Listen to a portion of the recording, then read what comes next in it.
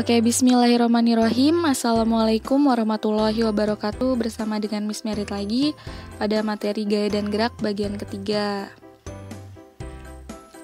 Nah, tujuan pembelajaran hari ini adalah untuk lanjutannya menganalisis hukum Newton tentang gerak, kemudian menganalisis penerapan hukum Newton. Nah, langsung aja kita mulai. Di sini ada foto dari seorang fisikawan yang bernama Sir Isaac Newton.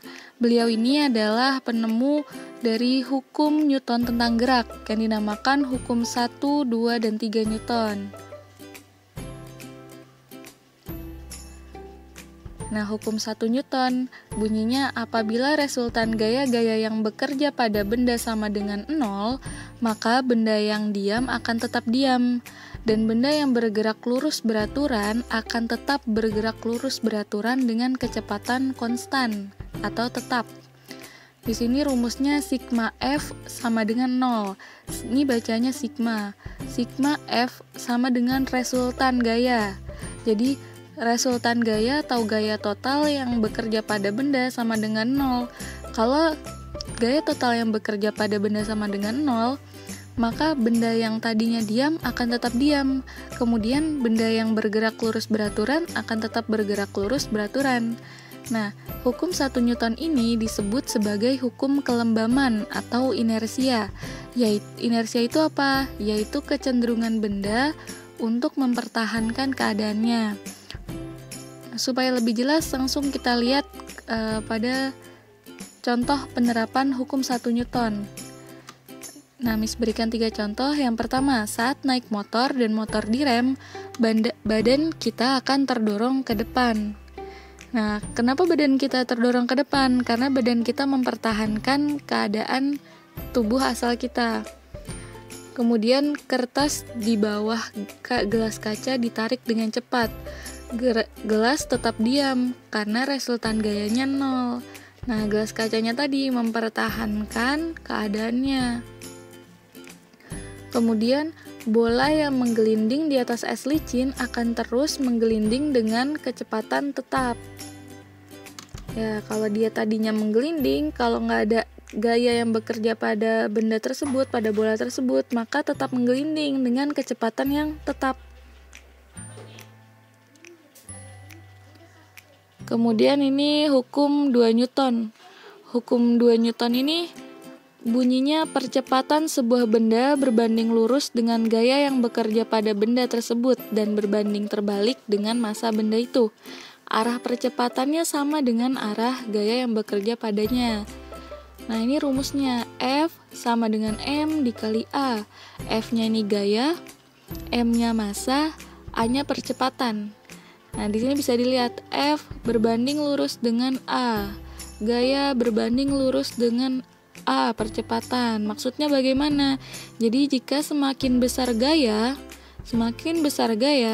maka semakin besar pula percepatannya. Supaya lebih paham, kita lihat lagi contoh penerapan hukum 2 Newton. Nih, yang pertama, truk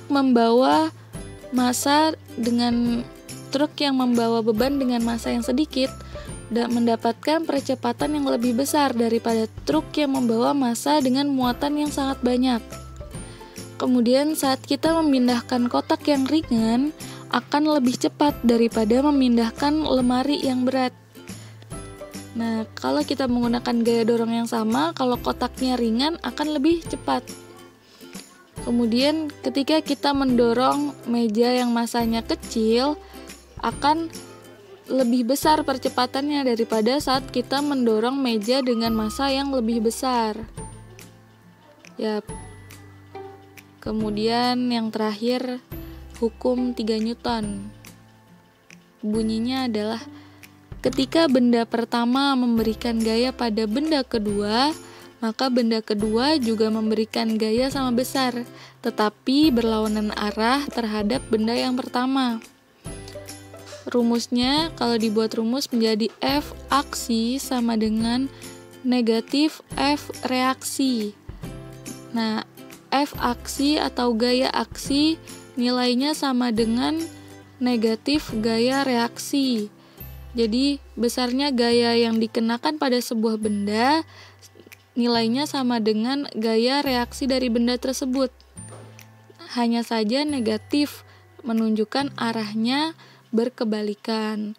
Nah, hukum 3 Newton ini disebut juga sebagai hukum aksi-reaksi.